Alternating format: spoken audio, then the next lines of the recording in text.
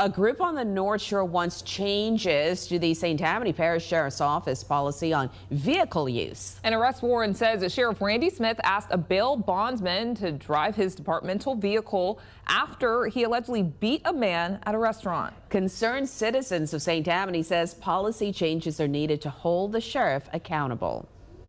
Everything is wrong about it.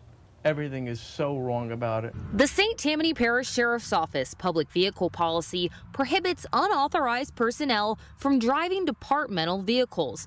It also asks deputies to refrain from driving family or friends in their cars, except for under unique circumstances. But the sheriff's office says the sheriff has the authority to authorize someone to operate an agency vehicle, even if they don't work for the sheriff's office. There's no accountability. He can basically do anything he wants. And everybody should have a problem with that. He's an elected official. He should be more accountable than the one that was hired down the street. Sheriff Randy Smith is accused of battering his longtime critic, Bobby Cuvillon, at a Madisonville restaurant May 29th.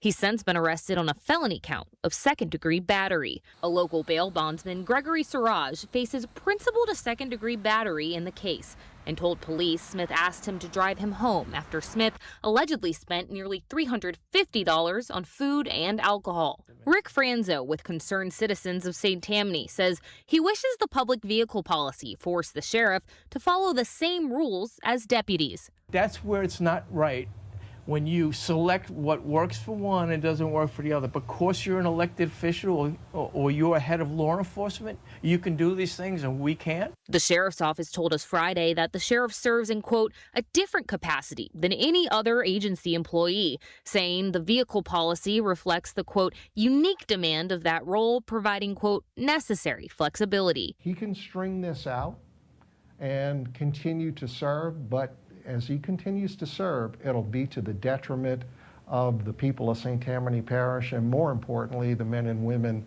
of the St. Tammany Parish Sheriff's Office. Metropolitan Crime Commission President Rafael Goyeneche says if not the public vehicle policy, it's likely Smith violated another when he allegedly battered Cuvillon and fled the scene. We're talking about a number of possible administrative violations of departmental policy. We're talking about leaving the scene of a crime. But Goyeneche says the sheriff likely won't discipline himself and that a pending criminal case against him is much more serious than any administrative investigation. Reporting in St. Tammany Parish, Gabby Killett, Fox 8, Local First.